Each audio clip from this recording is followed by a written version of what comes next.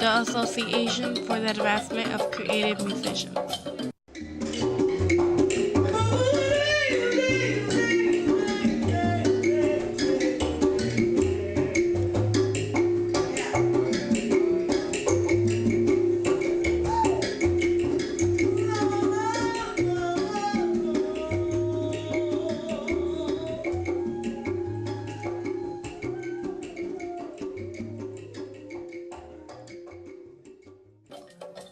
The organization, also known as AACM, was founded in 1965 in Chicago, Illinois, United States by Miho Richard Abrams as a nonprofit organization.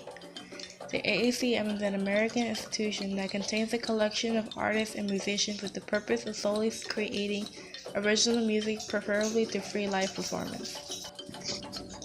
The AACM is an American institution that contains a collection of artists and musicians with the purpose of solely creating original music, preferably through free live performance. However, some will argue that the AACM wasn't very impactful in expanding the music industry, as the AACM failed in achieving popular recognition in its hometown, and its support for communal living was limited as hardly any income was coming in. The first generation of the Association for the Advancement of Creative Musicians experienced a great migration in Chicago as the African Americans in the South moved to urban North. The members witnessed one of the largest internal relocations in U.S. history and was one of their many attempts in reaching better treatment, thus the American dream lifestyle. Most members ended up either in Chicago or St. Louis after migrating. The reason for migrating being that the already difficult process for African Americans to buy land and own it was accompanied by white caping. White caping was an Anglo-Saxon movement that confiscated and pushed African Americans out of their land, that pushed for a change of scenery. However, when arriving in the 1920s and 1930s, they were devastated to come to recognition that African Americans were being confined solely on the south side and west side. As a result, all minorities were segregated, that would create the scenery of a diverse community. Unfortunately, due to limited available chance to climb up socially, most of the early generations of AACM experienced a low-level economic lifestyle. Regardless, they felt right at home as the communal living was supported. Everyone knew each other. Because all members would grow up learning white history and attend an all-black public school, they didn't have motivation or the intention to go to college, for a college degree was nearly worthless to be redeemed by a black man. Nevertheless, talent shows were communally important to the African American neighborhoods of Chicago that would later inspire the future AACM members to play music. However, when the AACM was rising as a group, it was incredibly difficult to rise as musicians. For this reason, the AACM would later dedicate its organization to help other musicians. Firstly, the AACM is considered very impactful in expanding the music industry by its support for communal living over being well compensated in money. In 1969, the Association for the Advancement of Creative Musicians funded a music school in the south side of Chicago to support and encourage future jazz performers.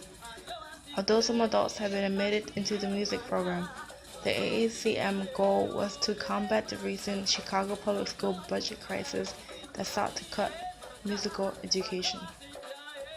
In fact, according to the Chicago Tribune newspaper, the school gave priority to youth for the spots over the older. This showed that the AACM was dedicated to ensuring that its sound would continue and, in doing so, pass on the legacy of the group. In addition to aiding the unprivileged children with exposure to the freedoms within music, the AACM also supported other Southside community involvement such as churches, art galleries, coffee houses, private homes, museums, university campuses, and other numerous networks of spaces. In doing this, the AACM created a supporting environment for inspiring musicians that didn't exist before. Another way that the AACM showed commitment towards helping the community was by playing music for free. Therefore, this way there would be no limitation to hearing their sound. The AACM's decision to migrate to France gave rise to a new experimental music style that pushed the ideas behind racial boundaries by combining both European and African American experimental musical methods to combine two vastly different cultures into one. During this time period, the music industry was highly segregated, as the white musicians and black musicians stayed within their styles of music. Therefore, when the AACM changed the rules, it was such a big deal. However, during this time, the members of the AACM were undergoing oppression from the world as African Americans still experienced racial discrimination. As a result, the members adopted a nationalist stance that would trigger the slogan, Great Black Music, in order to promote African American culture through positive affirmations. Unlike Chicago, France would be more welcoming of the AACM sound. As not long after the art ensemble arrived as a new and exhilarating group, French music magazines covered their performances and took notice of their daring improvisations. This proved that the AACM was impactful in gaining new followers of improvisation, regardless if the majority of Chicago didn't, as international support is greater than the support of the city. For the art ensemble provided a new scenery of relentless energy, an excessive use of varieties of instruments, and a fresh, experimental improvisation instead of the typical use of instrumental solos. As Roscoe Michelle, a major member, puts it, a total musical environment that existed 24 hours a day if you wanted to. Nevertheless, the AACM members struggled to attain their liberty in improvisation. For instance, Miho Richard Abrams, the leader, in 1946 dropped out of school as he desired to go to music school. However, he ended up taking piano lessons from a woman who was a part of his church. He will later enroll in a Metropolitan School of Music downtown, later known as Roosevelt University. The other members as well experienced disappointment as jazz was not taught in the schools, regardless if it was a Southern black college, but it was seen as devil's music. Instead, they would have to seek teachers or mentors or other aspiring musicians for guidance. Their passion was immense as learners because they withstood discouragement and insults for their participation in a white-dominated field of study. Leaving no other option, the group was forced to adopt an autodidact approach. Surprisingly, black institutions were highly recognized for their musical excellence, yet few black families supported this career as it was seen as a waste of money when money was scarce. African communities, though, were huge participants in entertainment, particularly on the South Side. Unfortunately, when the group was born in the 1960s, the odds weren't in their favor.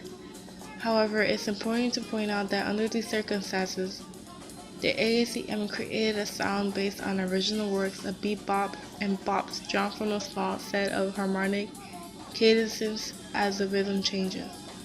The members created the rhythm and add to it using their ear training to produce a new tune. This is significant as the AACM would be remembered for its spontaneous artistic moves that would continue to inspire other musicians to push the boundaries as well. The AACM still continues to today form as they pass on their knowledge, their mentality being, somehow we decided that the organization had to live forever. Nobody has accepted that maybe there will be a last AACM meeting one day. The name of the game out here is survival, and any way that you can, you keep your music and keep everything going. Stated by Edward. In other words, as Miho Abrams put it, the way to survive is to stop trying to be like other people and just follow the thought of who you are. And with this mentality, they created the sound of the AACM to change the way the music world played music.